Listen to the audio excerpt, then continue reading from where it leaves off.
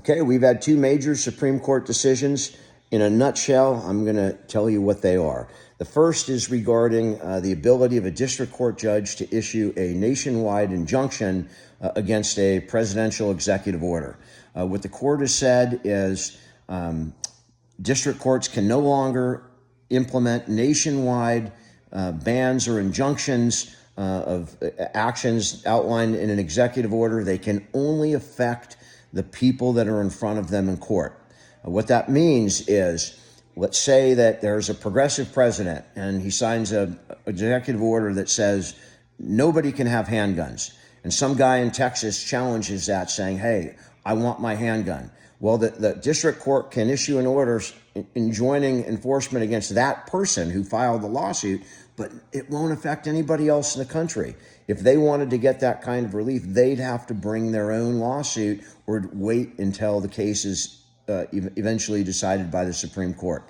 On the other side, you can look at if there's a conservative president in there, and the president says, hey, we're outlawing birthright citizenship. If you're here in this country illegally and you have a child, that child is no longer considered a citizen of the United States or the state wherein they reside. Well, a couple of people have challenged that executive order, and the court issued a nationwide injunction saying, sorry, Mr. President, you can't do that. It's unconstitutional.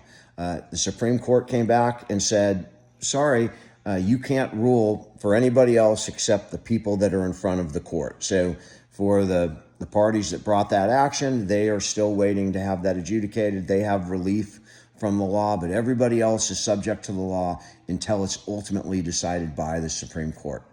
And ironically, I think ultimately the Supreme Court's going to throw that executive order out. But the significance is they've taken away the power by district court judges from issuing nationwide injunctions against a presidential executive order. The second case is a free speech case, involves corn, or, with a P.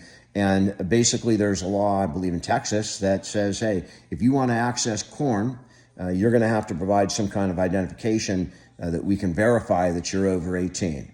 And that law had been challenged on First Amendment grounds, saying it's going to interfere with people's speech. Nobody's going to want to send their name into a corn site and be associated with that. So it's going to block their ability to, access what people consider free speech. It is another chop again out of our rights. However you feel about corn or its accessibility, it still has been a right, and it is no longer a right. States are now free to institute verifiable age restrictions before their state residents can access that kind of corn. That's it in a nutshell. If you guys have any questions, leave them in the comments.